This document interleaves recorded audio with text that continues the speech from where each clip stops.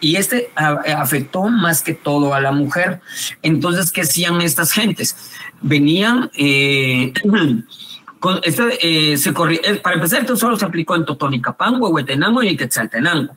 Los corregidores compraban grandes cantidades de algodón, mota y fibra y que adquirían en Mazatenango y se lo repartían entre las mujeres para que ellos los torcieran, ¿sí?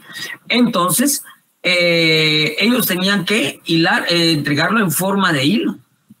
Y también para distribuir esos hilados lo hacían a través de los alcaldes indios, obteniendo a veces algún beneficio como verdaderos colaboradores. Eran unos intermediarios, ¿verdad? Entonces viene Entonces, ¿qué pasaba acá? A la mujer, a los alcaldes, entre veces, si no cumplían con su labor de que las mujeres adquirieran los hilos, pues eran azotados. Entonces vienen y a la mujer se le entregaba los hilos para que los torcieran y los devolvieran convertidos en hilo. Y se les recogía, y se les daba y se les recogía pesado para que no hubiera merma. Pero como el trabajo suponía siempre una merma inevitable, las indias ajustaban el peso de la entrega con desembolsos de su corto peculio. O sea que si llegaba a faltar algo, ellos tenían que pagarlo, ¿sí? Si no era devuelto con puntualidad o faltaba algo en el peso o no estaban bien retorcidos, las mujeres podían ser azotadas. Entonces vemos de que seguía esto. Afectó duramente también en las familias, pues ellas eran las encargadas de los muchachitos, de sus hijos, ¿verdad? Y de la cuestión de la familia, pero como tenían que estar cubriendo esos puestos, los desatendían. Además que ellas también formaban parte de las personas que la cuidaban, que laboreaban las tierras que tenían asignadas para trabajarlas, y entonces ya no participaban de ese trabajo. Entonces causó una serie de problemas familiares esa situación. ¿Ok? Entonces, se hacían al principio de finales del siglo XVII, se hacían se hacía un repartimiento. Después se fueron 2. Y después, por último, fueron 3, lo que causaba que la mujer se apartara de los hijos, de sus esposos y padres, y también de la tierra en cuyo laboreo también contribuían. O sea que más que todos ellos trabajaban para los otros y por una nada. Entonces estamos hablando de una esclavitud, ¿sí? Entonces, este tipo de repartimiento era la retribución que la monarquía le daba al corregidor a cambio de mantener a raya a los indios de sus distritos y velar por la recaudación de los tributos del mismo. Entonces, los pobres eran explotados por todos lados. Ahora vemos, viene la época liberal. Todos estos repartimientos que hemos venido viendo se mantienen a pesar de la independencia, ¿sí? Entonces, es decir, la independencia no fue tanto que de los indios se liberaran de España, porque nunca se liberaron de los hacendados, de los criollos españoles aquí, ni de los hacendados. Entonces, lo que se libraron estos fue de que los españoles, los terratenientes, ya no le iban a pagar impuestos a la corona española. De eso se trata la independencia acá. Bueno, entonces, después viene las dictaduras. Hay una reforma liberal, una serie de dictaduras de tipo cafetalero que fueron sus siguientes. No suprimieron el trabajo forzado por la multiplicación de fincas cafetaleras y consiguiente necesidad de mano de obra fija y estacionaria. Les impusieron a la reforma una política sumamente drástica con la población indígena. ¿Ya ven a lo que estoy llegando? Que la independencia no liberó a estas personas, no los hizo independientes, ¿sí? Entonces, lo que sí sucedió en la legislación de Barrios, que estamos hablando de, ay Dios mío, ¿cómo se llama el que está en el billete de 5? Justo Rufino Barrios. Justo Rufino Barrios, sí. Rompió con la estructura colonial del pueblo de indios. Primero, convirtió en propiedad privada las parcelas de las tierras comunales de los indios, al menos eso.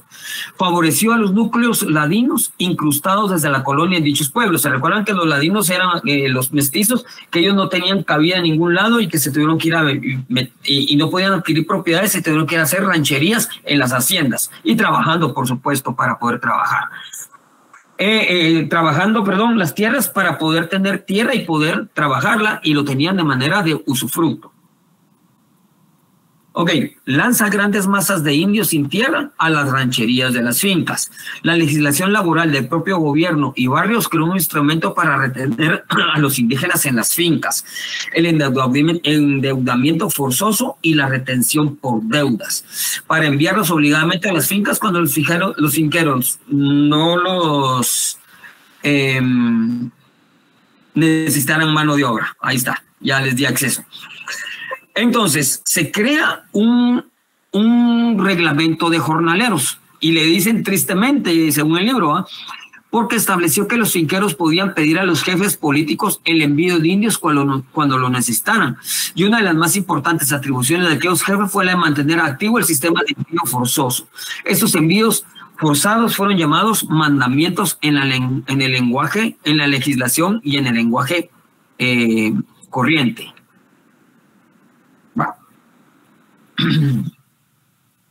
Entonces se trató de ver esto como un avance liberal, pero al final de cuentas fue un perfeccionamiento del aparato de opresión que obligaba a los indígenas a trabajar en las fincas y por lo tanto mantenía vedada la libre contratación. Así el gobierno de Reina Barrios, ese ya es otro gobierno, prohibió en 1893 los mandamientos, pero el año siguiente creó las compañías de zapadores y también decretó una nueva ley de los trabajadores. Entonces, ¿qué pasa aquí? Ustedes vayan leyendo ahí y yo se los voy a explicar. Esto se dispuso de que los indios iban a pagársele un real. Bueno, primero que todo, se puso de que ellos no se podían ausentar de las fincas mientras no comprobaran su solvencia con el patrón y que estaba consignada en un libreto, ¿sí? Era como una libreta que llevaban las personas, decían, hoy sí trabajaste, aquí estás, ¿sí? Y entonces las autoridades perseguían al mozo que se retirara de la finca estando insolvente, bueno, entonces si había un indio que se iba y se decía, no, ya no trabajo más, las autoridades lo podían capturar y lo podían llevar de regreso con el hacendado para que cumpliera con las horas que tenía que cumplir, ¿sí? O bien, si no, se les remitía a las compañías de zapadores, que eran los zapadores, primero que estaban compuestos solo por indígenas, pero eran los que tenían por finalidad de construir y componer gratuitamente los caminos, y solo podía eximirse de ese servicio aquel que tuviera un compromiso con una finca. Es decir, si estaba trabajando en una finca, me libraba de los zapadores, pero al momento en que yo terminaba mi labor en la finca y se me daba mi solvencia, entonces yo ya estaba en una disposición, ¿sí?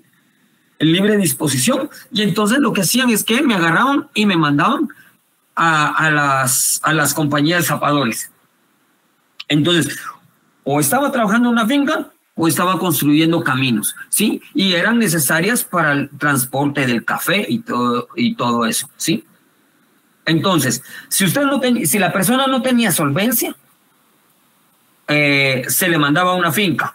Terminado su trabajo ya y ya estaba solvente, entonces se lo llevaban a la compañía de zapadores. O sea que los pobres no tenían chance de poder trabajar, de estar libres en algún momento. ¿Sí? Bueno, 40 años después, todavía cuando estaba Jorge Ubico gobernando, se emitió el decreto que anulaba la deuda de los mozos en las fincas y prohibía capturarlos con el pretexto de anticipos. Pero, y ahí eso fue algo muy bueno, pero ¿cómo se llama? A los 3 días, un 10 de mayo, se emite una ley contra la vagancia, en la cual, en su sección dedicada a tipificar los reos de vagancia, se incluían a todos los jornaleros que no tengan comprometidos servicios con las fincas ni cultiven con su trabajo personal por lo menos 3 manzanas de café, caña o tabaco en cualquier zona del país. Entonces, un reo de vagancia, aparte, serían todos aquellos que estaban privados de tierra o los que tuvieron una cantidad menor a las 3 manzanas. Entonces sufrían 30 días de prisión dedicados a caminos y obras públicas, ¿sí? Y de igual manera, si incurrieran en reincidencia. y la pena iba a ser conmutable en trabajo de fincas. Eso sí, siempre que un finquero se ofreciera a recibir al reo en su finca como jornalero. Entonces, ¿qué pasaba? Encontraban a un grupo de indígenas caminando por la calle, se los llevaban. Si ellos no tenían compromiso, entonces se los llevaban a ir a trabajar en caminos por la bendita ley de la vagancia. ¿Sí? O si no, pues van. Entonces, ¿saben qué? No quieren ir a los caminos, está bien, conmutémoslo. Entonces, váyanse a trabajar a una finca. ¿Estamos? Por supuesto que eso era con una paga mínima, y ahorita vamos a ver eso rápido. Entonces, después Ubico firmó un reglamento de jornaleros, cuyo primer artículo dice que serán retenidos por vagos y castigados como tales los jornaleros que no puedan demostrar con presentación de un libreto especial haber trabajado 100 jornales al año en las fincas si se trata de trabajadores y con cultivos propios, y 150 jornales cuando se trate de trabajadores sin tierra. ¿Okay? Entonces los mandamientos al final de cuentas se mantuvieron. Tenían que agarraban a la gente y los mandaban a las fincas, que fue suprimido supuestamente había suprimido, pero realmente se mantenía.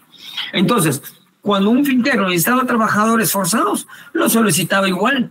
Y las autoridades se encargaban de mandarle una redada de vagos, ¿sí? Porque a eso fue lo que se llegó a decir que eran las personas, ¿no? Y los acogía para conmutar la pena. Entonces, al final de cuentas, el finquero no tenía necesidad de retenerlos, ¿sí? Ni endeudarlos. Simplemente si ellos se iban, en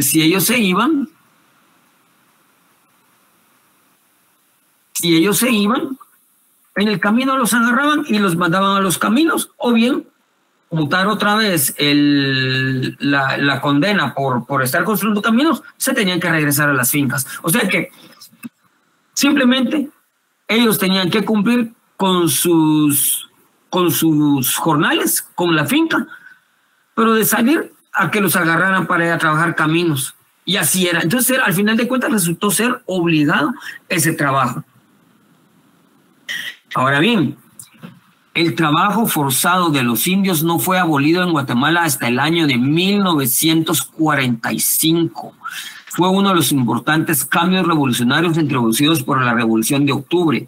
El decreto del Congreso de la República de fecha 23 de marzo del 45 suprimió definitivamente los envíos de indios forzados con pretexto de vagancia y cerró de ese modo un largo capítulo de la historia de nuestro país. ¿Sí?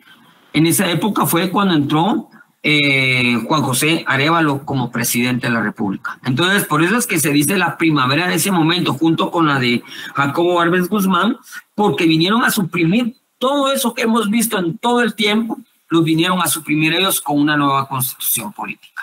¿Alguna pregunta hasta aquí antes de entrar rapidito a lo que es clases sociales?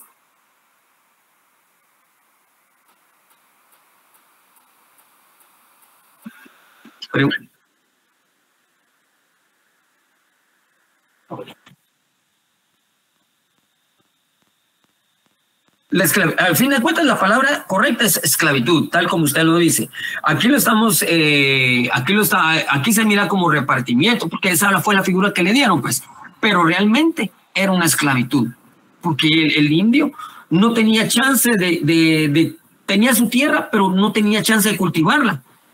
Entonces, porque o le trabajaba la finca o le trabajaba caminos, y en cualquiera de las dos estaba, pero menos en su trabajo de tierra. Tal vez la familia la trabajaba y todo, pero el pobre estaba esclavizado, obligado a trabajar para gentes y, por supuesto, por una paga mísera, o de repente ya ni paga recibía. ¿Sí? ¿Ok? ¿Estamos por ahí? Ok, bueno, ahorita vamos a entrar al tema de las clases sociales. Aquí ya el tema de las clases sociales ya lo vamos a ver determinado por el tema de la producción, ¿sí? Entonces, hay 4 puntos esenciales sobre los que se desarrollan las clases sociales. Dice, la diferencia entre clases está condicionada por la posición que ocupa en determinado sistema histórico de producción social, ¿sí? La clase está vinculada a un determinado modo de producción y por eso todo modo antagónico de producción lleva una determinada división de sociedad de las clases. Entonces teníamos Ahora bien, el segundo, las distintas posiciones que ocupen las clases dentro del modo de producción dependen del distinto tipo de relación entre las clases y los medios de producción, ¿sí? Entonces, vamos a ver varios tipos de producción, pero también vamos a ver varios tipos de producción, y eso va a definir clases sociales dentro de las bajas, pero, o sea, vamos a encontrar medias, artesanales, vamos a encontrar rurales, ¿sí? Entonces, la clase dominante siempre tiene o posee los medios de producción, y la clase oprimida se ve privada de ellos, encontrándose en una situación de dependencia económica. Esto permite que la clase dominante se apodere del trabajo de las clases oprimidas y las exploten. La tercera, del tipo de relación que las clases mantienen con los medios de producción. Esa es la otra, ese es el otro punto. ¿Qué es lo que constituye el rasgo social y decisivo de las clases? La clase dominante explotadora, que representa una minoría de la población, concentran en sus manos la dirección de la producción y asuntos políticos y convierte al trabajo intelectual en el monopolio suyo, mientras que la mayoría de la población a la que pertenecen las clases oprimidas se ven condenadas a un duro y extenuante trabajo. Yo creo que les suena todavía eso, que se da en la actualidad. El distinto tipo de relación que cada clase social establece con los medios de producción condiciona también las ganancias en cuanto al modo y la proporción, porque lo que gana el empresario es una ganancia, ¿sí? Mientras que el asalariado lo que recibe lo recibe en forma de salario, y a que apenas cubre el valor de su esfuerzo. ¿Estamos? Esos son los 4 puntos. Ustedes tienen ya el material al respecto de eso. Vladimir Ilich Ulyanov, conocido como Lenin, sintetizó estos rasgos de la siguiente manera.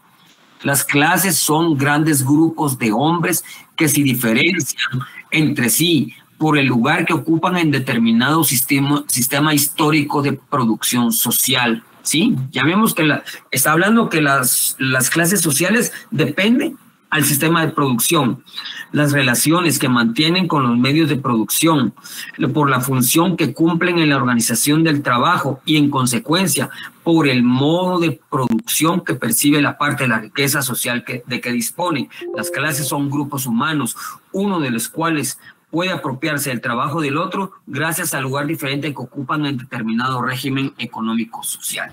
Como vemos, estas gentes eran comunistas. Lenin era una persona comunista. Pero, ¿por qué se debe ese pensamiento comunista que imperó muchos años? El tema fue la explotación, que no solo se dio acá, o la esclavitud, la explotación y esclavitud, no solo la que se dio acá, sino que se dio en diversos lugares del mundo, ¿sí? Entonces, por ejemplo, si vemos en Rusia, ellos tenían un emperador que era el zar, Nicolás, ay, se me fue el apellido, Romanov, perdón, creo que son. Pero, ¿cómo se mantenían ellos? Se mantenían en la riqueza, viviendo bien, rico, sabroso, y el pueblo explotado. ¿Cómo vivían los reyes de Francia? Vivían en sus castillos, comiendo bien, con lujos, con buena comida, mientras el pueblo muriéndose de hambre. ¿Y qué llevó a eso? La Revolución Francesa y la Revolución Bolchevique de 1917 y la otra de 1789. Entonces, como vemos, el pueblo ahí en ese momento reaccionó y realizó las cuestiones. Pero el punto es de que la esclavitud siempre ha sido un modus vivendi de la clase dominante. Sí, lo hablo así porque así es como lo estamos viendo. No es que yo sea comunista, ni socialista, ni nada por el estilo, pero hay que ver realmente lo que estaba sucediendo en esos momentos y por qué se dio. Entonces ya podemos pensar, para nosotros poder pensar y criticar el pensamiento de Karl Marx, de Engels, de Lenin y de todos ellos, tenemos que entender el contexto social en el que ellos estaban, ¿sí? Para poder comprender por qué ellos tenían ese pensamiento. ¿Estamos ahí? Bueno, entonces, derivado de esa circunstancia, nace una primera división. Primero, la de españoles conquistadores y los nativos esclavos y semiesclavos. Esa es de 1524 a 1544. y es puramente esclavista. Conforme las leyes nuevas de 1542, que ya las vimos anteriormente, que se promulgaron como resultado de las disputas que se planteó entre los conquistadores y la monarquía española para detentar los derechos de explotar la fuerza del trabajo de indios. La finalidad de las leyes nuevas fue esencialmente destruir las relaciones de producción esclavista. Entonces, ¿qué tipo de nueva sociedad nace, de clase social nace ahí? Entonces nace los criollos, que son los hijos de españoles, ¿sí? Y que tenían el poder económico. ¿Estamos? Pues tenían las tierras y entonces y explotaban al indio. Estaba la burocracia española, que a pesar de que se dice que no era una clase social, pero eran los encargados de defender los intereses económicos de la clase social dominante, ¿sí? Y tenemos a los indios, que constituye la clase explotada. Y sus características eran vivir en el pueblo de indios, estar sujeto al pago de tributos, que era la encomienda, y estar sujeto al trabajo forzado, repartimiento. Y por último, tenemos los negros, que esos son los que hacen aparición cuando se elimina la esclavitud o la mano de fuerza obligatoria, ¿sí? Entonces mandan a traer negros, ¿sí? Y por último tenemos a los mestizos, que son varias clases, y esos constituyen una capa media. Pues no son ni criollos, ni españoles, ni indios, ni negros, ¿sí? Están entre todos ellos. Entonces, había una unión de 3 elementos. 3 tipos de mestizaje que se dieron. El procreado por el español con una india, y se le llamó propiamente mestizo. El procreado entre español con negra, y se le llamó mulato. Y el procreado de negro con india se le llamó sambo, ¿sí? Entonces, españoles, criollos, indios, africanos, mestizos, mulatos y zambos mezclados entre sí procrearon seres de fórmulas étnicas variadísimas.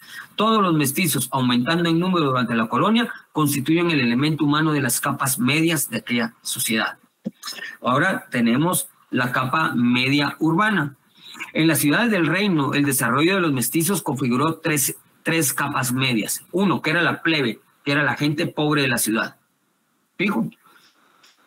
El concepto no se hacía con referencia al color de la piel ni a la ocupación, sino exclusivamente a su nivel de pobreza y ciertas conductas generales que se aprecian como propio de la gente. Así pues, la plebe estaba constituida por los mestizos, mulatos, zambos, negros, libres y la multitud de combinaciones que englobaban. Pero era, por el nivel de pobreza. Y de allí es donde nacen los primeros obreros guatemaltecos, porque también dentro de ellos estaban los carreteros, placeros, zacatecos, vendedores ambulantes de golosinas y baratijas, bordadoras, empleados de menores de taller y negocios diversos, ¿sí? Comedores, cantinas, estanquillos, tiendas, carnicerías. Entonces, ahí es donde nacen los primeros obreros guatemaltecos, ¿sí? De este tipo de gente. Ahora, después viene una artesanal proveedora. Esta capa social integrada por artesanos tuvo una gran importancia para el desarrollo económico de la sociedad colonial. Entonces ellos producían, ¿sí? Producían cosas, lo cual producían insumos cuya falta hubiera podido paralizar la vida social de la colonia. Entonces estamos con una artesanal proveedora. Y tenemos, a pesar de ello, dice, no tenían un futuro prometedor. ¿Por qué? Ser artesano era muy trabajoso, ¿sí? Y se ofrecían en un campo para que no tenían medios de producción. Pero para ellos poder independizarse, a veces necesitaban haber trabajado 10, 12 y 20 años, ¿sí? Entonces, una mayoría de trabajadores artesanales pertenecían a la plebe, porque eran pobres. El aprendizaje era una forma de explotación del adolescente, movido por la necesidad, o sea, de los aprendices. porque el maestro necesitaba a quien le ayudara y por lo tanto se jalaba a los jóvenes que querían aprender el oficio. Los oficiales recibían un trabajo, pero les estaba prohibido trabajar por su cuenta propia hasta que no hubieran alcanzado la maestría después de tantos años, que estuvimos hablando que era 10, 12 y 20 años, para al final poder ser maestro y poder establecerse él independientemente. El aprendiz, dice, es un sirviente para el maestro y para el oficial. Era explotado como tal, ¿verdad? Y toleraba esa explotación por muchos años por un salario.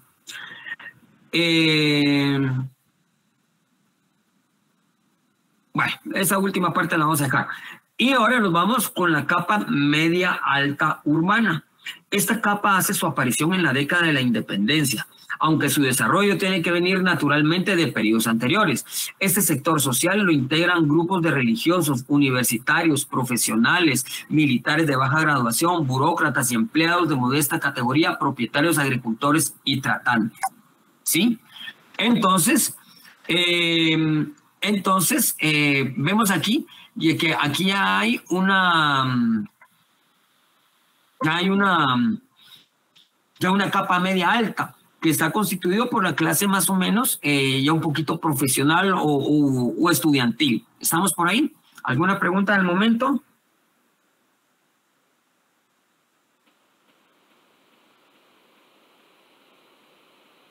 Este es el único sector oprimido y resentido que tenía en su seno un grupo de hombres con alto desarrollo intelectual, porque ya estamos hablando de estudiantes. ¿Estamos por ahí? Recuérdense que para esa época ya había universidad aquí ¿cómo se llama? En Guatemala, que es la Universidad de San Carlos, y además de ello también ya estaba establecida la educación laica, ¿verdad? Entonces, incluso ellos fueron parte de los movimientos independentistas de León, Granada, San Salvador y Belén. ¿Estamos? Bueno, entonces vamos a dejar esta parte por acá para poder ir avanzando. Pero por lo menos quiero que vayan. De todos modos, ya les mandé todo esto, lo tienen en el trabajo que en el documento que les acabo de enviar. ¿Estamos? Lo voy a admitir aquí. Bueno. Por último, tenemos la clase media baja rural. Queda incluido entre estas los ladinos que trabajaban en las haciendas de los criollos. Severo Martínez Peláez al respecto señala que la clase ladina vivió de manera desparramada en el interior de las rancherías de las haciendas, por todo el territorio nacional, no en puntos reconocidos por las autoridades y oficiales de ninguna especie, ni por la administración. Vivían en choceríos improvisados, a veces apiñados. Las rancherías eran ocultadas por los hacendados a las autoridades debido a que los ladinos pobres que andaban en búsqueda de un trozo de tierra se venían a trabajar en condiciones puramente desfavorables. ¿Sí? Ok. Esta capa media baja rural se unió mucho, trabajó siempre mucho con la capa media alta urbana en el tema de independencia. Se apoyaron. Entonces, en cuanto a este punto, Severo Martínez Peláez añade 3 puntos. Dice que en las haciendas se encontraba un elevado porcentaje del total de los mestizos, estimado en un 50%, que los hacendados acogían en sus propiedades a grupos de trabajadores ladinos porque le era necesario en relación del trabajo, en virtud de que ya no habían indios para eso, que los hacendados se oponían a la intromisión de autoridades religiosas en sus propiedades y ocultaban y trataban de hacer menos ostensible la presencia de trabajadores establecidos en ellas. La cesión de tierras en usufructo a cambio de trabajo fue la relación de producción. ¿Estamos por ahí?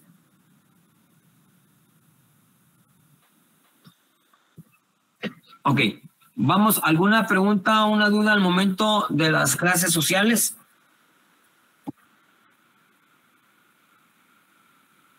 ¿Dudas? ¿No? Ok, vamos a entrar a lo que es la fundación, que es el último punto de la Universidad de San Carlos de Guatemala. ¿Estamos? Entonces, sí me va a dar tiempo. Entonces, vemos que el primer antecedente de la Universidad de San Carlos de Guatemala fue una gestión que realizó el obispo Francisco Marroquín ante el monarca español en su carta de fecha 1 de agosto de 1548, donde le exponen a la necesidad de que se establezca una universidad en Guatemala, ¿sí? Y que por supuesto tenía que ser en la antigua ciudad de Santiago de Guatemala, ¿sí? A esa petición, porque pasaron muchos años, se le unió el Ayuntamiento de la ciudad de Santiago de Guatemala, la Real Audiencia y varias órdenes religiosas también enviaron similares peticiones. Entonces, como ya estaba establecida en las clases sociales, pero también estaban los criollos, entonces no tenían dónde estudiar profesionalmente, ¿sí? Entonces, se empiezan a hacer esas gestiones por los españoles, ¿sí? Y entonces, las clases dominantes de acá, y se lo piden a la corona. Entonces, entre la primera solicitud y la fundación de la Universidad de San Carlos, se establecieron primero un colegio de artes, uno de teología y uno de filosofía. O sea que no había todavía una universidad, pero primero se establecen colegios de artes, teología y filosofía.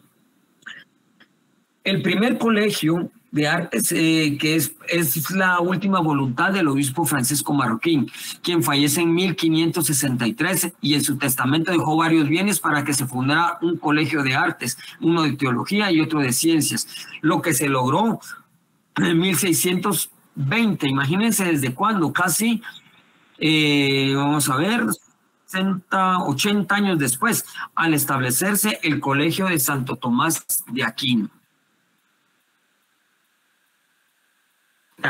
Desde que él pide, pasan 80 años, sí, un poco más, desde 1541, casi 100 años, y entonces se logra, a través de lo que él regala, y se logra establecer un colegio de artes, teología y ciencias, y que se denominó Colegio de Santo Tomás de Aquino. Luego, en los inicios del siglo XVII, se fundó el Colegio de San Lucas de la Orden de Compañía de Jesús, es decir, los jesuitas, y a esta institución se le siguieron el Colegio de Santo Domingo y Tridentino. Las primeras autorizaciones para otorgar grados universitarios se concedieron a estos colegios en vista de la ausencia de una universidad. Existen abundantes datos históricos en las solicitudes del Colegio de San Lucas ante la autoridad real para convertirse en universidad. Por ejemplo, hubo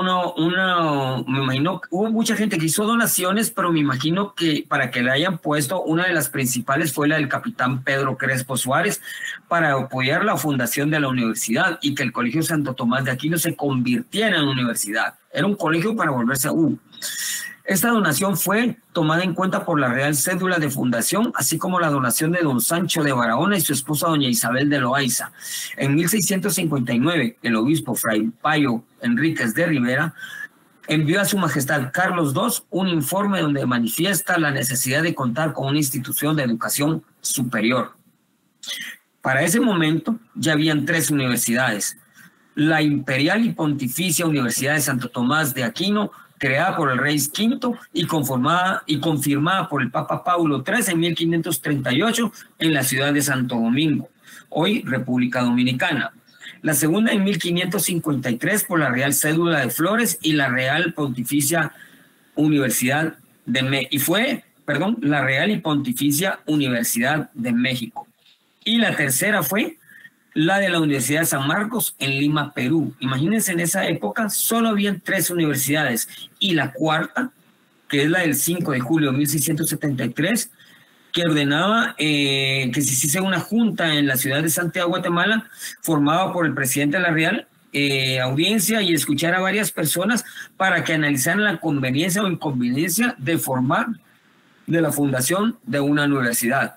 Por supuesto que estas personas le dijeron que sí, y en ese entonces se funda la Universidad de San Carlos de Guatemala, no con ese nombre. Por lo tanto, en el orden, la Universidad de San Carlos de Guatemala es la 4ª universidad que existe en el continente americano, luego de las otras 3 que vimos, que estaban en Perú, que estaban en México y que estaban en República Dominicana. el 31 de enero de 1676. Por eso es que se celebra el 31 de enero, ahí se da un asueto, porque se celebra el día de la fundación de la universidad.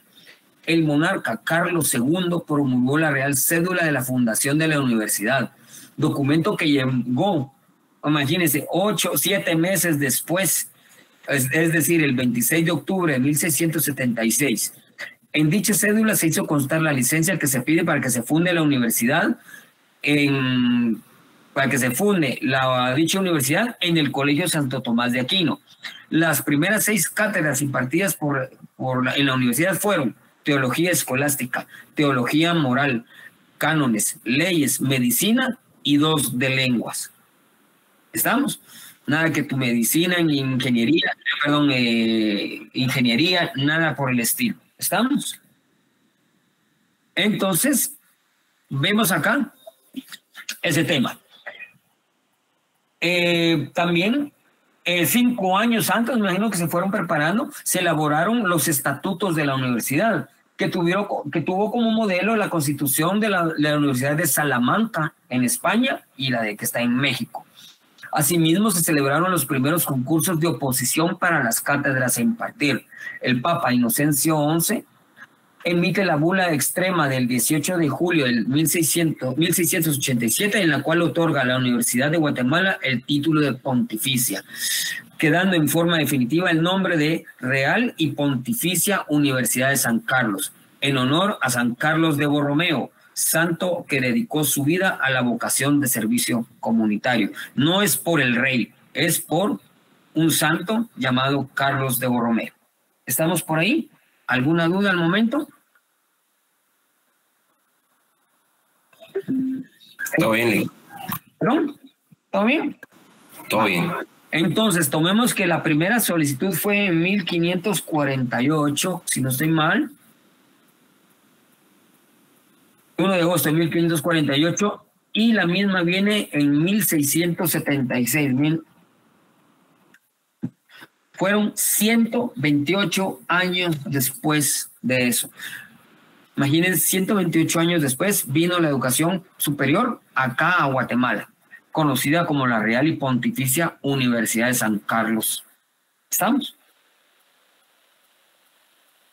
O sea que el fundador de la Universidad de San Carlos es este monarca Carlos II. Carlos II, correcto, es el que da la real cédula, ¿verdad? En 1676. Así es. Ahí está. Exacto, correcto. Y por supuesto no se llama San Carlos de Guatemala porque en ese momento estaba en la antigua, ¿verdad? Esto era el reino de Santiago de los Caballeros de Guatemala, ¿verdad? Ok.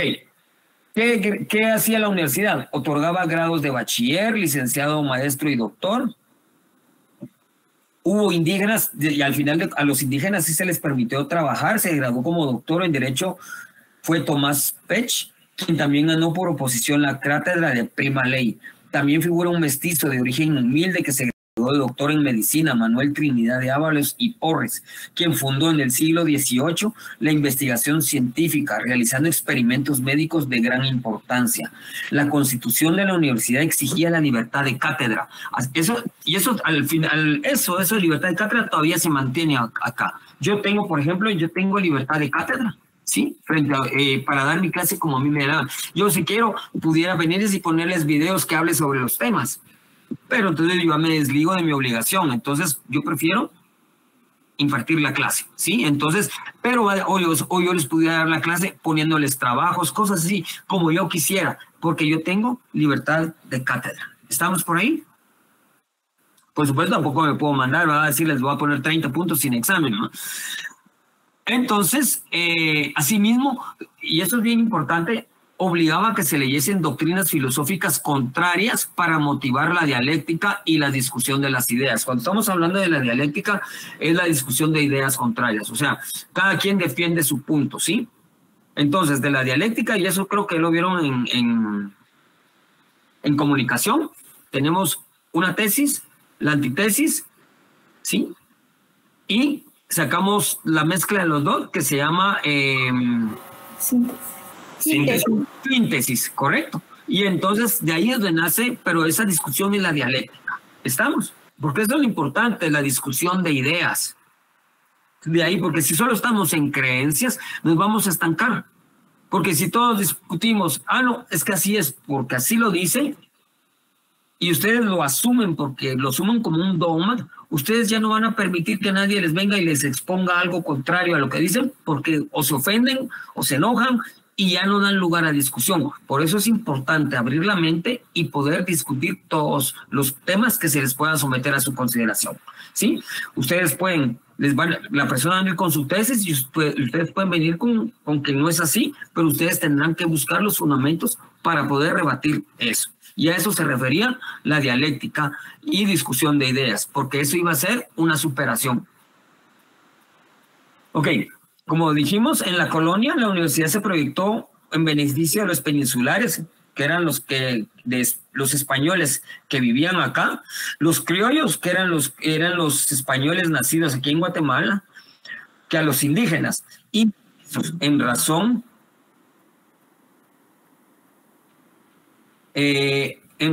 de que, bueno, en la estructura social que imperó en ese momento, negándose la admisión a las aulas a los negros, morenos y mulatos. Bajo la influencia de las reformas borbónicas, se realizó la primera reforma educativa en la universidad, impulsada y realizada por el fraile franciscano doctor José Antonio de Liendo y Goicoechea, nacido en Costa Rica. ¿Sí? Se iniciaron los estudios de Derecho Civil, Derecho Romano y de Gente, Derecho Internacional, estudiando tratadistas como Víctor Suárez, Grocio, Covarrubias, superando la obligación de tener un solo texto, y creó la Cátedra del Derecho Internacional o de Gentes, en donde se instruía sobre lo que hoy denominamos derechos humanos. Además, se instituyó la Cátedra de Anatomía, con práctica de disección de cadáveres sobre seres humanos y animales. Como también en la década del último siglo XVIII, se impulsó el estudio profundo de las matemáticas, especialmente la geometría, e introdujo el método experimental de las ciencias físicas. Esta reforma educativa produjo notables figuras académicas, entre ellos José Felipe Flores, un montón de cosas por ahí. Y en el campo de leyes apareció José María Álvarez. Bueno, la ciudad de Santiago, Guatemala, hoy Antigua Guatemala, fue destruida por el terremoto del 29 de junio de 1773 y se decidió trasladarlo al reino de la Valle de Ermita, denominada Guatemala de la Asunción, en honor a la Virgen de la Asunción. Los registros indican que la sede de la Universidad de San Carlos se trasladó a la nueva capital en el año de 1777. Durante la primera década del siglo XIX sucedieron los acontecimientos que al final llevaron a la independencia política centroamericana, del 15 de septiembre de 1821, en nuestro caso. Aquí fue bien importante la participación universitaria, a través de personajes reconocidos como Antonio Larrazábal, que representaba la Capitanía General, José Cecilio del Valle, político, humanista y relevante letrado, Pedro Molina, médico y escritor periodista, quienes dieron su aporte al logro de la independencia política. La universidad llegó a la época final de la época colonial como centro principal de estudios del Reino de Guatemala y como fuente de ideas y acciones republicanas. ¿Estamos? Conforme el libro que nos habían dicho, hasta aquí llegaron ellos, pero yo la verdad sí me interesé en buscarles un poquito más, porque la historia de la universidad no se agota ahí. La Universidad de San Carlos de Guatemala estuvo presente por medio de sus egresados en los órganos de gobierno republicano, así como en la primera Asamblea Constituyente Centroamericana de 1823. Donde se creó la primera constitución de política del Estado de Guatemala en 1825. Entonces, la universidad proporcionó los cuadros intelectuales que dieron vida y forma a las primeras instituciones del periodo republicano. La agitación política en los primeros 2 años de la llamada época republicana estancó a la universidad en 1832, y durante el gobierno del doctor Mariano Gálvez se suprimió la universidad y el colegio de abogados y se establece la Academia de Estudios bajo la influencia de la Universidad Napoleónica. Ya el primer revés para la Universidad de San Carlos, ¿sí? Este pretendía una educación laica y se inspiraba en el liberalismo, buscando ampliar los horizontes culturales y la renovación ideológica de las ciencias, la humanidad y en artes. La academia se dividió en 3 secciones: ciencias físicas y matemáticas, ciencias eclesiásticas, literatura y artes. ¿Sí? Bueno, aquí ya no vemos derecho ni medicina. Se impulsó la segunda reforma educativa, especialmente en metodología y planes, el 16 de octubre de 1832, y se crea la primera cátedra de historia, que fue a cargo del doctor Alejandro Marure, uno de los más ilustres historiadores. Ok. Durante este gobierno y con la participación de egresados de la universidad, se redactó la primera Declaración de Derechos Humanos de Guatemala, con el nombre de Declaración de Derechos de los Habitantes del Estado de Guatemala, emitida por la Asamblea Legislativa el 18 de agosto de 1837. Cuando es derrocado Gálvez, se suprime la Academia de Estudios, ¿sí? Y regresa otra vez la universidad. Entonces, se restablece la universidad y en el decreto de 5 de noviembre de 1840, el jefe de Estado del gobierno conservador, Mariano Rivera Paz, restituye a la Universidad de San Carlos e indica que son sus patronos San Carlos de Borromeo y Santa Teresa de Jesús. Ok. Surge nuevamente el Colegio de Abogados, el Protomedicato y la Sociedad Económica de Amigos del País. En 1845, durante el gobierno de Rafael Carrera, se autorizó la reorganización de la universidad con el objeto de incorporar a su plan algunos elementos de la extinta Academia de Estudios. En el año de 1855 se decreta que es necesario estabilizar las actividades de la universidad, quedando de acuerdo con las constituciones de 1866, estableciendo nuevos moldes que habían de regir 20 años después del triunfo de la revolución. ¿Sí? El interés de los gobiernos liberales de Gálvez y Barrios de transformar la universidad obedecía que no satisfacía las exigencias de la vida moderna, pues se mantenía desligada del desarrollo social. Durante el gobierno de Justo Rufino Barrios, el 1 de julio de 1875 se emite la Ley Orgánica de Enseñanza Superior, por medio de cual otra vez vuelven a suprimir la universidad. Suprimió la Pontificia Universidad de San Carlos de Guatemala y formó la Universidad de Guatemala, creando las escuelas facultativas de jurisprudencia, que es de leyes, por supuesto, ciencia política y social, medicina y farmacia y ciencias eclesiásticas. ¿Alguna duda al momento por acá? No, licenciado. Miren, esto es más que todo puramente de historia. No hay nada que aclarar, salvo que necesiten algo. Bueno, se crea el Consejo, por primera vez se crea el Consejo Superior Universitario, que ese no dependía propiamente de la universidad. Aquí tenemos que entender de que la universidad dependía del gobierno, no es autónoma como lo es hoy. Ok, entonces esta institución, como vemos, pertenecía directamente al gobierno y se organizaba conforme a la época. También se omite la ley orgánica y reglamentaria de instrucción pública, buscando la separación de la Iglesia Católica y regulando la formación profesional. En la legislación universitaria del liberalismo, el grado de bachiller dejó de ser una atribución y solo se otorgaron los grados de licenciados y doctores. ¿Estamos? También se fundó una extensión en Quetzaltenango, donde funcionó la Escuela de Derecho y Notariado y las escuelas de Medicina y Farmacia, Ingeniería, Filosofía y Literatura. Durante el tiempo del gobierno de Estrada Cabrera, surge el movimiento estudiantil de la Universidad de San Carlos de Guatemala. En 1898, esa palabra hoy no debe ir. ¿Qué hice? Perdón. En 1898, los movimientos de las facultades de Ciencias Jurídicas Sociales, así como la de Ciencias de la Salud, se unificaron para organizar una serie de manifestaciones previos a Semana Santa. Entre ellas surge un desfile bufo en contra de las injusticias y en pro de los desprotegidos, que se llamó la Huelga de Dolores. Creo que por esto es que si ustedes escuchan el himno de la Chalana, solo mencionan en la letra a los abogados y a los médicos, ¿sí? Matasanos, ¿y cómo se llama? Matasanos, ahí se me fue la palabra, y pichachines del lugar, ¿sí? Pero, Matasanos practicantes. ¿Perdone?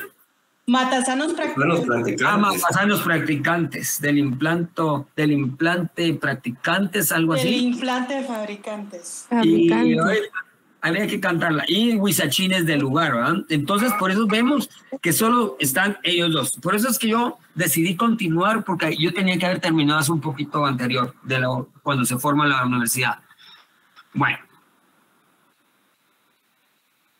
También ellos, dentro de ese desfile bufo, es lo que se hace ahora. Bueno, que se hacía hace un tiempo. Pero era, más que todo, era una sátira sobre de queja de la forma de gobierno de que se daba en Guatemala, remedando las tiranías, denunciar ausencia democrática, denunciando corruptos, todo lo que sea. Y a la vez también sacaron un periódico que se llamaba No Nos Tientes, que a la fecha existe. Y entonces sacan editoriales. Yo me recuerdo haber leído unos que sacaban en Huehuetenango cuando era niño, y entonces sacaban, lo más famoso que sacaban antes eran las carteleras de cine, ¿no? Entonces, de una película, y ponían a Ríos Montt, ponían a Lucas, ponían a cualquier fulano que hubiera hecho alguna barbaridad y todo. Entonces, de eso se trataba ese periódico.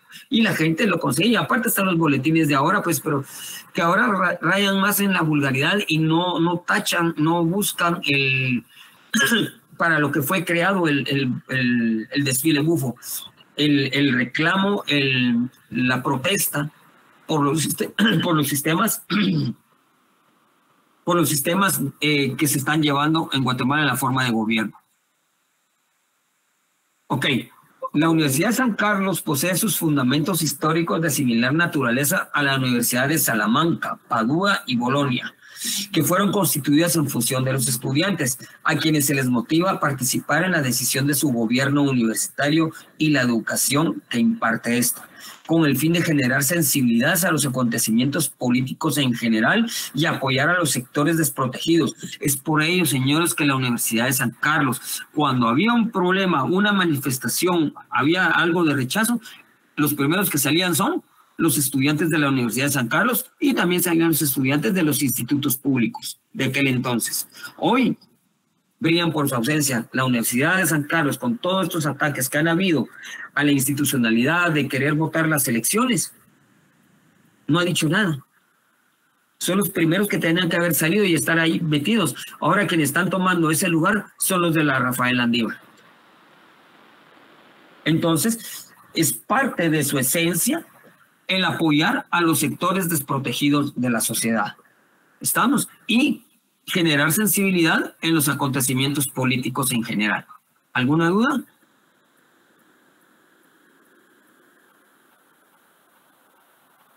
Bueno. Luis Gerardo Baños. Lick, ¿por qué cree que la U San Carlos pues ya no apoya estos movimientos? Porque ha sido absorbida por el mismo sistema. Sí, lo que pasa es que, mire,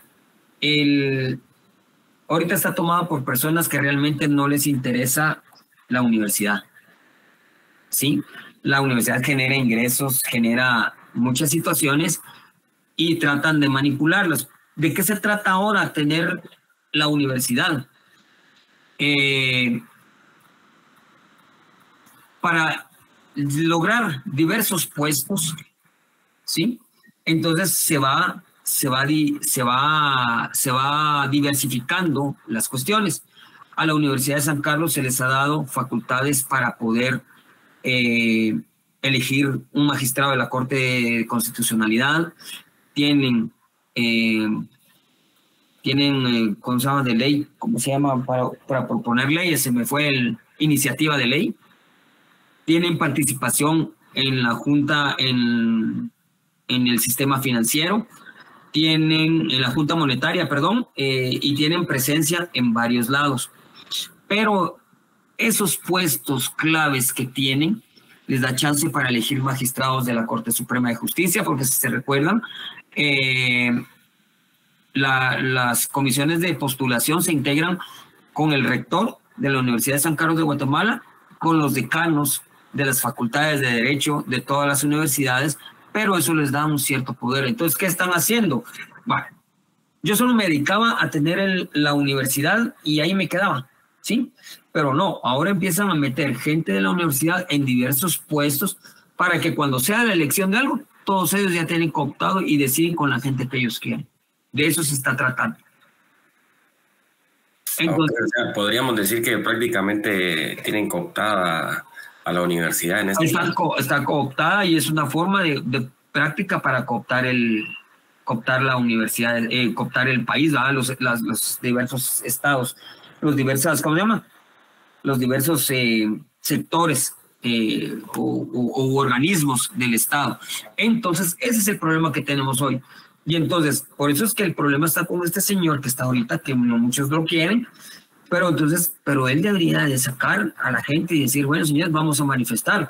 Cuando fue lo de Otto Pérez Molina, que es la universidad, salimos desde la universidad caminando y llegar al Palacio.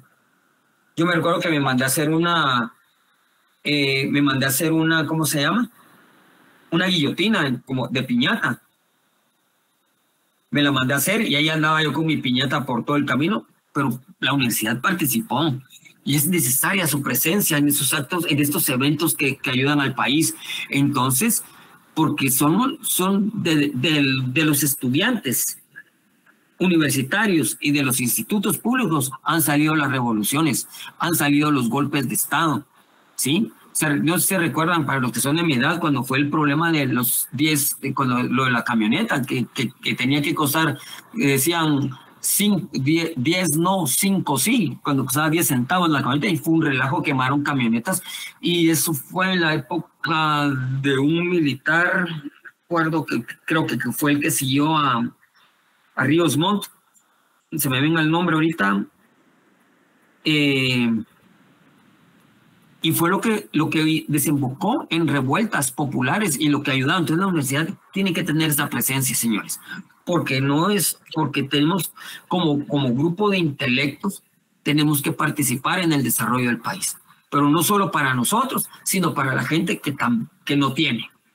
De eso se trata. Por eso es que a la universidad la acusan de izquierdista, pero porque los de izquierda son la gente pensante, que son la gente que quiere un poquito más. Los de derecha no es que no sean pensantes, lo que sucede es que están fijados en sus intereses.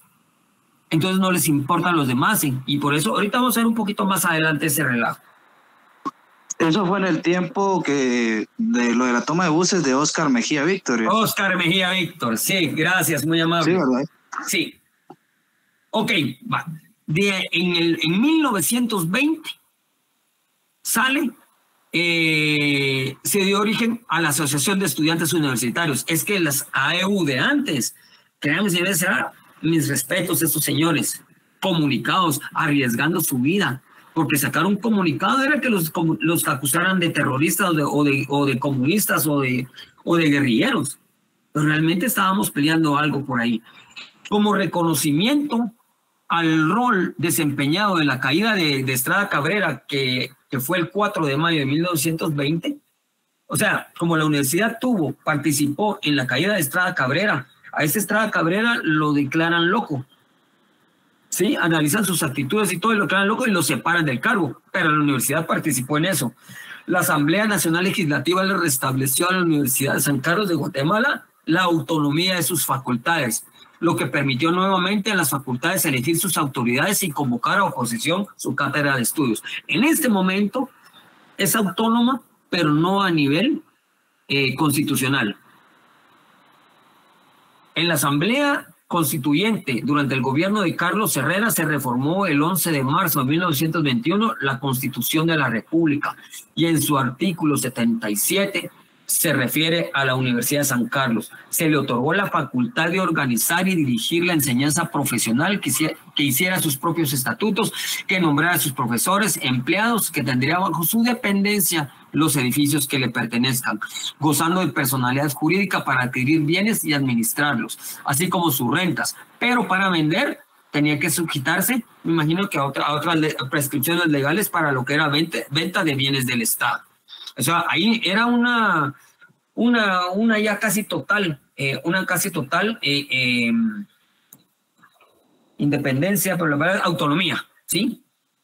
Fue hasta en 1927, bajo el gobierno de Lázaro Chacón, cuando la universidad retomó su nombre de Universidad de San Carlos de Guatemala. Durante la dictadura de Jorge Ubico, una de las primeras actividades de este dictador fue derogar otra vez la legislación universitaria que permitía la elección de sus autoridades y emitió en su primer año de gobierno una nueva ley orgánica en la universidad. Ya le vuelve a quitar la autonomía, ¿sí? Y entonces la integración de su Consejo Superior Universitario y su rector y decanos eran nombrados por Jorge Ubico. En el 38 se aprueba otra ley en el cual aparece la Facultad de Ciencias Jurídicas Sociales, Ciencias Médicas, Ciencias Naturales y Farmacia e Ingeniería, creando las facultades de Odontología y Ciencias Médicas. En este gobierno se prohibió la palabra obrero y la libertad se convirtió en lo que autorizaba el dictador. Recuerden que tuvimos una dictadura con Jorge Ubico. La huelga de Dolores fue prohibida, pero en 1943 fue posible restablecer la Asociación de Estudiantes Universitarios como entidad federativa del estudiantado y luego realizar algunas actividades académicas y culturales que encubría actos directos de crítica a la dictadura. Como ustedes van viendo cómo se va, lo que hemos visto de la U, vamos viendo ahorita cómo se va desarrollando, o sea, su participación en los actos políticos del país, de la universidad, fue lo que le fue dando y le fue quitando. Y entonces en el año 44, es cuando cae este señor Jorge Ubico, y todavía pone a Federico Ponce Bailes. En esa jornada cívica, los estudiantes plantearon una serie de demandas a la dictadura, tales como el cambio total de las autoridades universitarias, porque como era las ponía él, la reforma de la ley que regía la institución, la creación de escuelas técnicas para obreros, la fundación de la Facultad de Humanidades, Pedagogía, Instituto de Ciencias Indigenistas y fundamentalmente la autonomía de la universidad. A la renuncia de Ubico se siguió el periodo de 198, bueno, llega Ponce Bailes y a quien se derroca nuevamente. Pero la universidad se vuelve a salir otra vez. Se convirtió en una defensora de las aspiraciones populares, porque ella fue parte de ese populacho, digámoslo así, que trató de superarse. Con el suceso de la revolución del 20 de octubre de 44, se abrió una nueva etapa histórica contemporánea de Guatemala. Por consiguiente, la posibilidad de un cambio sustancial de la universidad, la Junta Revolucionaria de ese año manifestó en la emisión del decreto 12 que entró en vigor el 1 de diciembre del 44. Por medio se estableció que la Universidad de San Carlos de Guatemala se decretó su autonomía y en la nueva constitución entró en vigor el 15 de marzo de 1945, elevando la autonomía universitaria al rango constitucional. ¿Estamos? Miren todo lo que costó llegar a ese punto. Por supuesto que estamos hablando, pero estamos hablando de vidas, estamos hablando de muertos. De la participación política de los estudiantes, docentes y profesionales de la Universidad de San Carlos, conjunto con otros sectores sociales, campesinos, y todo, crearon el partido político Frente Popular Libertador, el cual llevó como candidato a la presidencia de la República a un egresado de nuestra universidad, doctor Juan José Arévalo Bermejo, pedagogo cuyo plan de gobierno, la educación, constituyó uno de sus pilares fundamentales.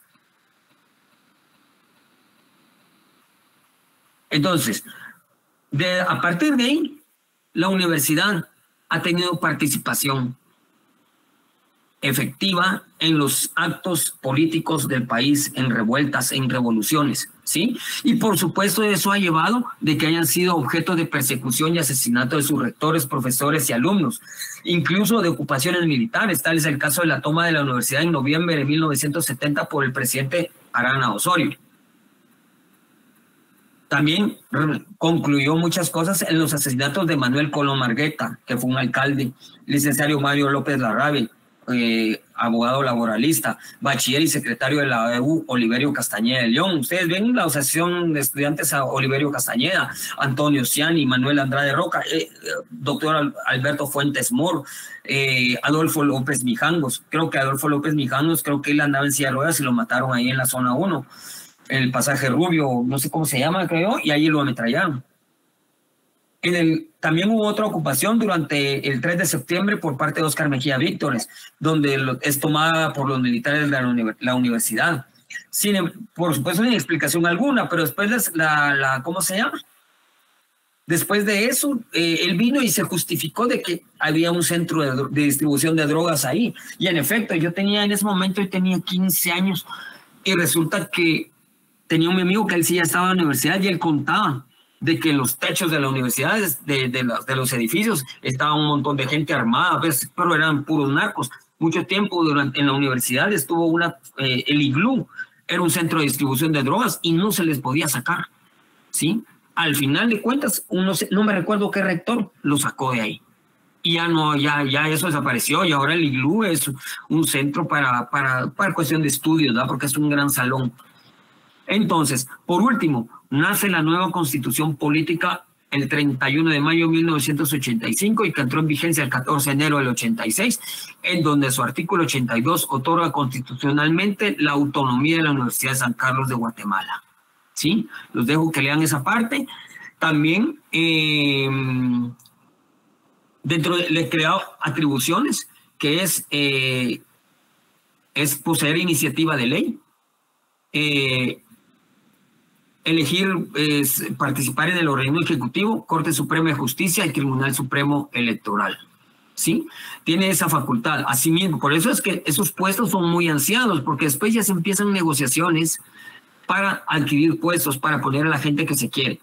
Asimismo, el artículo 83 regula que el gobierno de la San Carlos corresponde al Consejo Superior Universitario, integrado por el rector, por sus decanos y un representante del colegio profesional, un egresado de la San Carlos que corresponde a cada facultad y un catedrático titular y un estudiante por cada facultad. Tiene una asignación presupuestaria del 5%, no menor del 5%, imagínense, debería ser un 10% o un 15%, porque así generamos mejor educación, debiéndose procurar un incremento presupuestal. También es la única facultad para resolver la incorporación de profesionales egresados de universidades extranjeras y para fijar los requisitos previos que hayan de llenarse. Si ustedes se gradúan en el extranjero, tienen que ir a la universidad para poder incorporarse y poder ejercer aquí en Guatemala. ¿Estamos? El artículo 90, que se refiere a la colegiación profesional, dice que debe contribuir al fortalecimiento de la autonomía de la Universidad de San Carlos y los fines objetivos de cada una de las universidades. Su participación en los intereses del país se ve reflejada en la facultad de poder designar un magistrado titular, un magistrado suplente. En la Corte, en la CC, tiene representación en la Junta Monetaria y la Junta Directiva del Instituto Guatemalteco de Seguridad Social. Entonces, como vemos, la participación de la universidad es esencial en el desarrollo educativo, político y social de Guatemala. Y por eso es que se debe respetar la misma. Ahora bien, aquí viene un punto, es que muchos vienen, sí, defendamos la autonomía. Señores, la autonomía no se puede perder. Se tendría que agarrar a la Constitución y se tendría que reformar y quitarle esa autonomía. Es la única manera que se puede hacer. Que puedan entrar gentes y nosotros nos regimos por nuestras propias leyes universitarias, ¿sí? No, por supuesto, si matan a alguien dentro de la universidad, por supuesto que puede entrar el Estado del Ministerio a través del Ministerio Público y poder tomar, levantar el fallecido, iniciar una investigación, citar gente. Es que eso no les quita. La autonomía se refiere al autogobierno, ¿sí? Pero no queda fuera del Estado. Esto tenemos que entenderlo, ¿sí? Por ejemplo, si se recuerdan, hace unos años mataron a un abogado, uno de los guardianes mató a un abogado adentro que era parte de la AED o AEU, y andaba el otro bolo quebrando vidrios y todo, y así lo mataron. Entró el Ministerio Público, tomó esas cuestiones. Incluso la Universidad de San Carlos está sujeta a la Contraloría General de Cuentas por cuestiones de que ellos manejan fondos del Estado. Si fueran autónomos, ellos serían los únicos que se manifestarían. Se producen sus propios ingresos, la universidad, cobrando estos 15 quetzales que cobran por inscripción y todo, pero también tiene una asignación del 5%. Por lo tanto, la autonomía sí es valedera, es existente en cuanto a su autogobierno. Cómo otorgan los títulos, cómo se rigen los estudiantes, cómo incorporar, lo que ustedes quieran, salvo cosas que se refieran a actos puramente de otros códigos, ¿sí? O de otras leyes. ¿Estamos por ahí? ¿Alguna pregunta? Imagínense lo que vino a hacer. ¿Quién vino a hacer ese tema? Juan José Arévalo Bermejo. ¿Sí? Hoy está el hijo ahí sentado esperando tomar posesión y entre ataques y todo el relajo. Y el pobre cuate trae el peso moral de su papá. No es que lo tenga que cumplir, pero él trae, y no es que sea el señor y que sea la segunda parte, pero él trae esa línea y él no puede traicionar todo lo bueno que vino a hacer su papá aquí en Guatemala. Imagínense el erradicar el esclavismo en ese momento. ¿Estamos por ahí? ¿Alguna pregunta, dudas, comentarios? Después vamos a hablar rapidito lo del examen. A ver, Catherine Cifuentes creo que levantó la mano, ¿no? No, licenciado, me confundí. Va, está bueno. Entonces, ¿alguien más? Licenciado, entonces su autonomía conforme a cómo se organiza no la ha perdido, sino... No, ni se puede perder. Si cuando ustedes les digan, miren, es que vamos a perder la autonomía, es mentira, no se puede. Para eso hay que reformar la constitución política. Solo es porque está tomada por... O sea, en los puestos están los... Ajá, sí, pero... En efecto, pero esos son otro tipo de situaciones. Pero en cuanto al autogobierno de la universidad, eso nadie se la quita. Tenemos que cambiar la constitución política para que cuando les digan, mira, es que está en riesgo la autonomía de la universidad, es mentira, no se puede perder, ¿sí?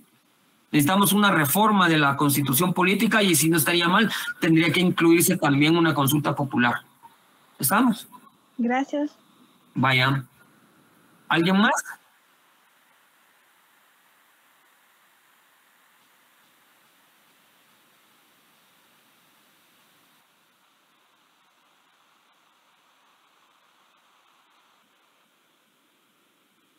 Sí.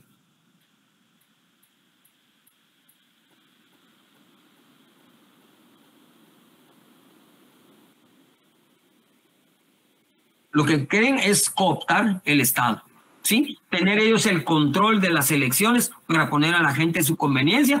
Y por supuesto dicen ellos, es que se respetó el sistema democrático, entonces a mí no me estén alegando. Pero lo que sucede es que, tal y como lo dijo la Cecilia en algún momento, lo que pasa es que se ponen ellos en los puestos claves para después elegir a la gente que ellos quieren y necesitan para sus intereses propios, ¿no?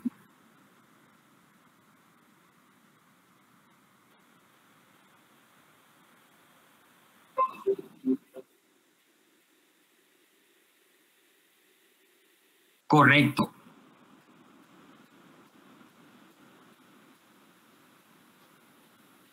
Correcto. Y es para que miremos.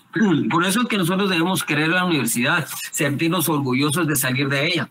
Yo miro que muchos se cierran, me voy a la Panamericana, me voy a la Da Vinci, me voy. Entonces, ya, para empezar, para mí son universidades pipiripau, pero no como la San Carlos, pero tenemos que rescatar su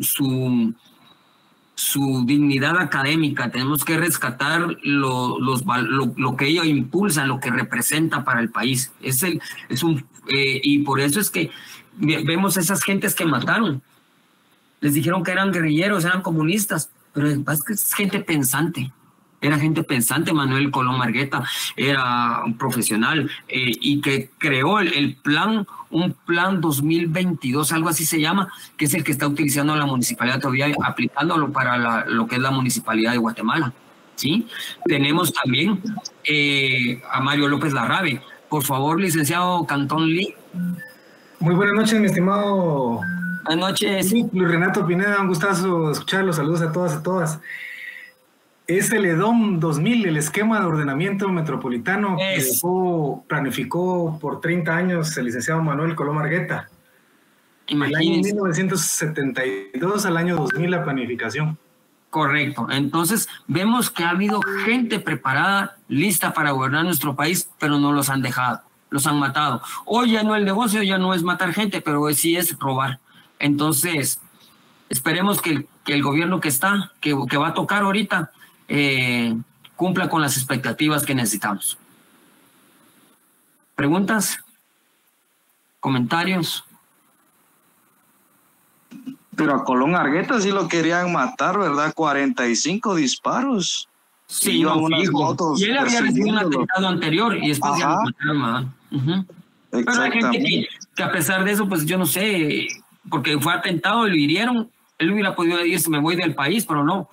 No sé, amor a la patria, y se quedó solo para que lo mataran, man. Entonces, así funciona. Así funcionó nuestro país, ha funcionado nuestro país. Y es hora de rescatar lo que le corresponde a la Universidad de San Carlos. ¿Alguna pregunta?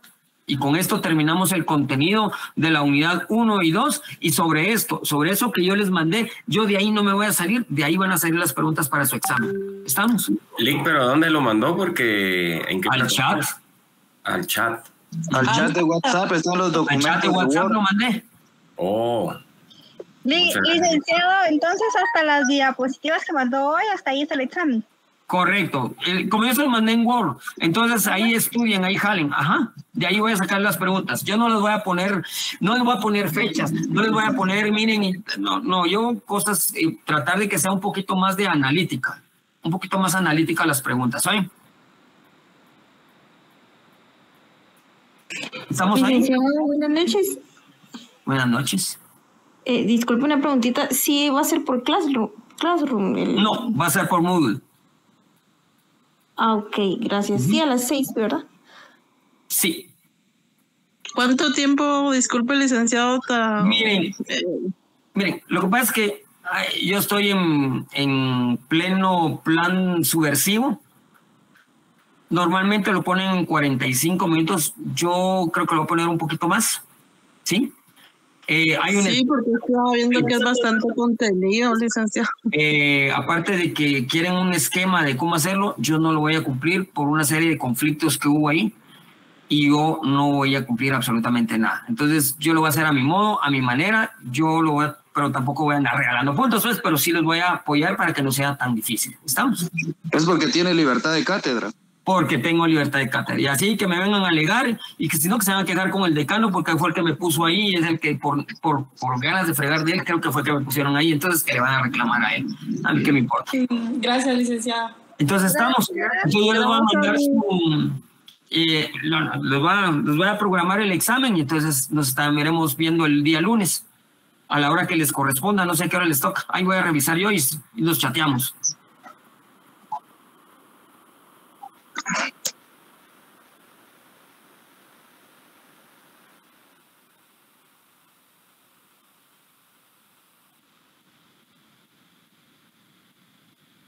Sí.